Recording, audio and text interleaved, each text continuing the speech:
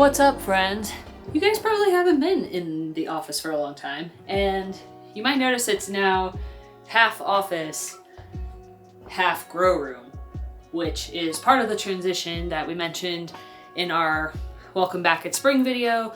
We were saying, hey, we're probably gonna end up building a double office for Brian and I in this space, which we have been mostly referring to as the office, is now gonna be food storage, grow room, seedling start space. If you have followed, witnessed, seen any of my other permaculture and gardening videos, you know that really the last couple of years has been very experimental. It's what grows here, how many, supplements, fertilizers, water, what does everything need to grow at almost 10,000 feet?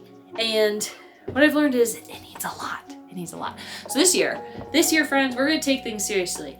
We have shelves, we have grow lights, we have fertilizer, we have humidifiers. We have a lot going on. We're gonna do this right this time. So it is only the beginning of April here. I know a lot of other places, this is like your time to shine. You're maybe already putting stuff in the ground. No. The last frost date here, I think, is actually like June 10th. So we're just getting started at this elevation. What we're gonna start with today are the plants that are gonna take the longest, that might need the most coddling to grow here. And I'm pretty sure they're all new varieties, so let me show you. What we're gonna be starting today, friends, are 2 different kinds of onions from Johnny's Seeds. We're gonna do a red onion and a white onion. We are also going to be starting an eggplant variety. Pretty stoked about that. Never grown eggplant before, and a broccoli. You'd think we're done experimenting, we're never done experimenting. These are all going to be experiments. We use a ton of onions in our household, so if I can start growing them, that would be sweet. We need a lot of broccoli, that would be a win. Eggplant, this is kind of just an ego project. Can I grow this here? So we're gonna get these onto some seed trays, and let's get started. All right, so this is the first year that we're going to successfully start seeds indoors. I did try last year, and unfortunately, the office germination room was not really all that temperature controlled well, and I lost all of my seedlings on an unfortunately cold night. So we now have plastic trays. We have a soil blocking tool. That's pretty cool. I'm really excited to use this for the first time. We also have Johnny Selected Seeds germination mix. It's like their 512 mix if you're familiar, but it's got, and I'm reading now the paper on it, extra sphagnum, peat, and perlite to lighten the texture and lower the soluble nutrient level. So I've heard pretty good things about this from people on the internet who know more than I do. So I'm excited to try that. And I think I'm gonna grab some water real quick just in case we need that, but really that's all we're gonna need to get started. Let's go ahead and just start with one. Let's just start with one. So what I've read from people who know more than me is that we're looking for the consistency of peanut butter so that we can get it pretty packed into our soil blocker. This is a 3/4 inch size. Having learned even more, I might order a 2-inch block as well before I start the next round of seeds, but for now I'm gonna try this. I feel like the onions are gonna get pretty big. So let's just see what we're dealing with here. Very light, and I've had this sitting around for a while, so it's kind of dry.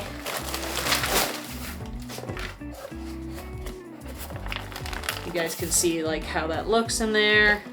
Very loamy, good space and pockets for, air and water to get in.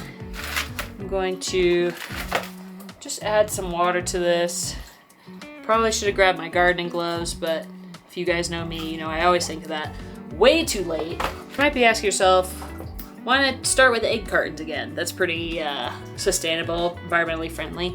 Well, what I have learned is that in this soil blocking technique, because of the way that roots work, when you have a square block of soil, when the roots grow through it and then reach the edge where there's an air pocket, they'll actually stop growing that way and they'll produce more roots.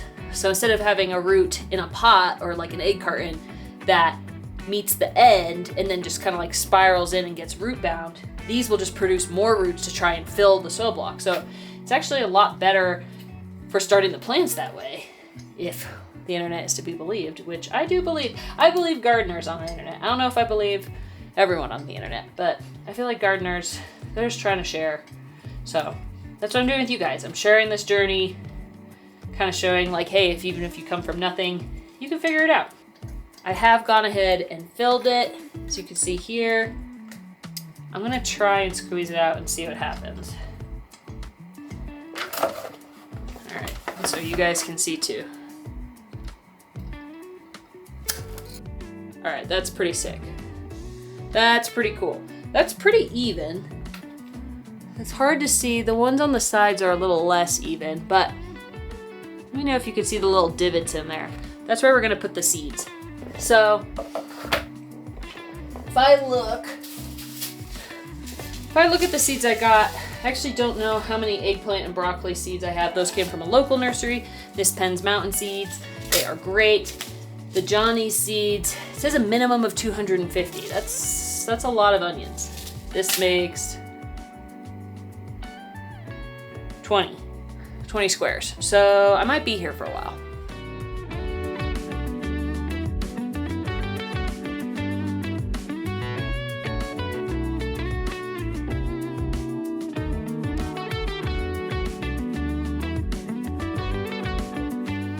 All right, by now it should be wildly apparent why I'm excited to get a greenhouse at some point in the next couple of years, because doing this on the floor, the office is super messy. So that's okay.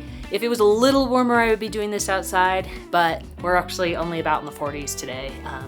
And I was impatient and wanted to get started. So I went ahead and made a good chunk of the soil blocks. I will make more after this, but I want to put some seeds in it so you guys can see, because this is really cool.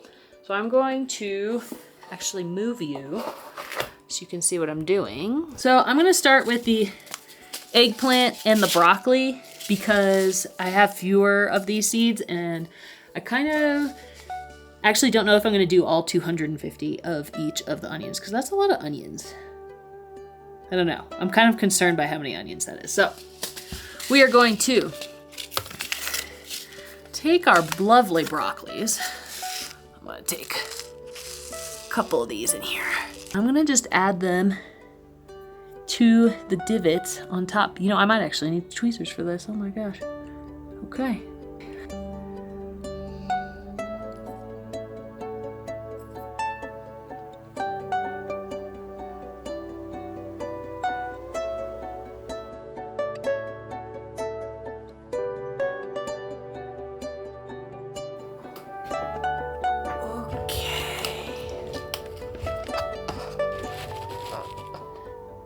So I do have this on a heating mat. I have lights, which I actually don't need yet because they haven't germinated. And we're gonna turn on the heating mat, and I'm gonna go get my little seedling sprayer so I can keep them damp. And I will also turn the humidifier on to keep it a little more humid in here. But now I'm gonna move on to the eggplants.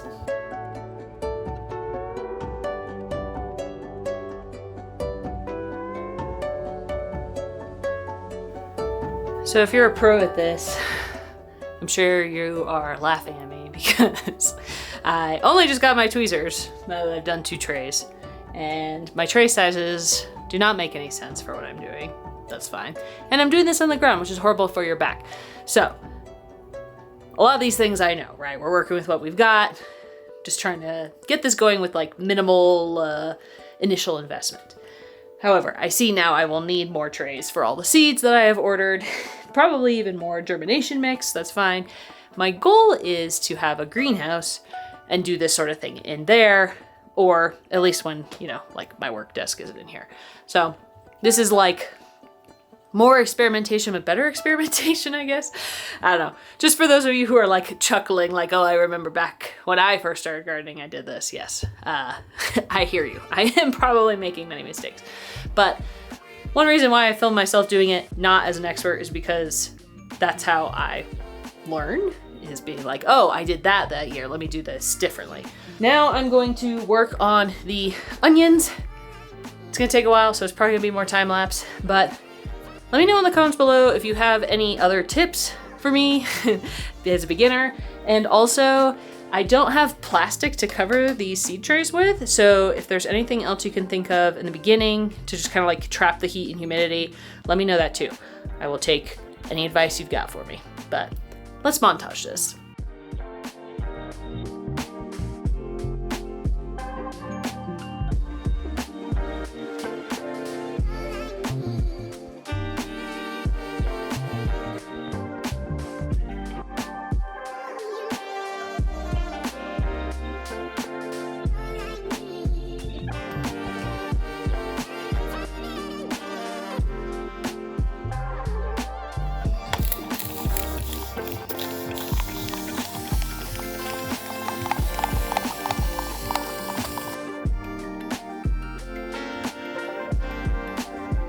If we're going in order of the trays that I did, clearly the onions I did the best at. I'd really gotten the consistency of what the soil block should be down a little bit better. I'm gonna turn off this light because we don't need it. It was just so you guys could see.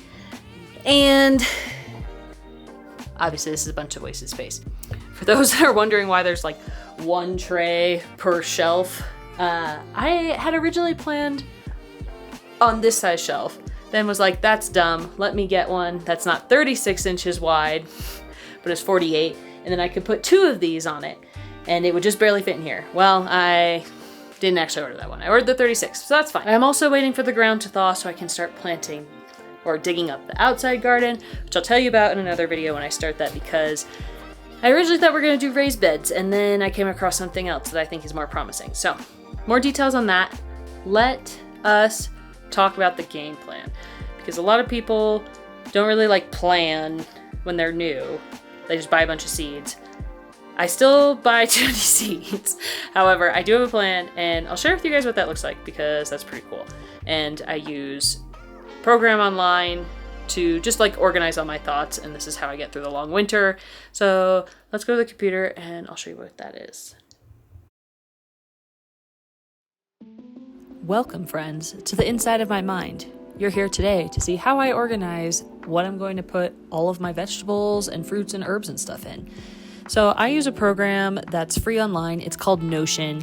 A lot of businesses used it. I've used it at my current job and previous jobs. It's for organizing thoughts, collaborating with teams, that sort of thing. And you can see here, I've built a page to organize the 2025 garden beds. And I've created all these columns with the fields that I find most useful. So of course we have the types of vegetables I'm planting, whether I've started them or not. We're actually gonna update these right now because I just planted the broccoli, the eggplant, the onions in their seed trays. So that's exciting. We also have the plant type, vegetables, herbs, flowers, just so I can always sort and see like how many I have of each, that sort of thing. We also have the sow type. So whether they should be seedlings or direct sowing into the ground outside, the garden bed. So some of these I originally put in what sow type based on where I bought the seeds from. This garlic that I'm hovering over is from Row 7 Seeds. They say to direct sow it, but given the start date I'd have to do that, I know I'm not going to be planting that outside. So I think I need to actually start those from seedlings. So I'm going to go ahead and change these.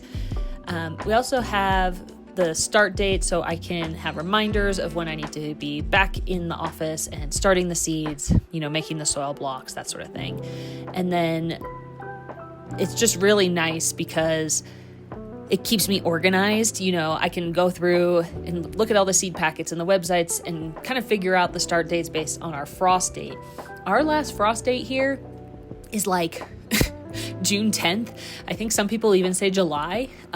So that'll give you an idea of why some of these start dates are so late. I should be able to start getting things outside at the end of May, beginning of June though, unless it's going to be really cold this June. So we'll see. We also have harvest dates and success fields, and this is really helpful when looking back because sometimes we just can't remember, what did we plant, what worked, because by the end of the season, you're only going to see probably what did work. And it's really helpful when you're thinking ahead to the next year to be like, what do I want to invest my time and money into? A couple of these things are experiments this year, like these different types of beans. I know things like the potatoes will work. I've got some new flowers I'm going to try. For example, I know the nasturtium and the sunflowers actually did come up last year, but the sunflowers were really late. I think there was like a whole week. Corn, I am waffling between, so I put that I need to get seeds if I want to plant them, but they're currently in the drawing that I made up for the beds. So we'll see what happens with those. And now that I'm thinking about it, why don't we actually go look at last year's garden bed table. So you could see I put down everything. I have the fields for if they were successful, yes or no. And it looks like I forgot to put the harvest dates in. So, that data is only as valuable as what you actually input. But I can go back into my phone because I know I always take pictures of stuff before I harvest it. And I can put this data in because I'll have the date for the photo on my phone and I can put it in here. Again, sunflowers, I know, for example, were like the end of September. Not that I really harvested them, but, for the flowers, like when they're beautiful. The sunflower variety I had wasn't really good for sunflower seeds. I know my tomatoes didn't take, the tomatillo didn't take, the hollyhock and the Johnny jump ups and one other, the snapdragons. Those were those seedlings that I lost last year. So it's a lot of failures last year, but this year I'm feeling really good about the amount of time and effort and knowledge I'm trying to learn to make this happen. So thanks for coming along on this ride.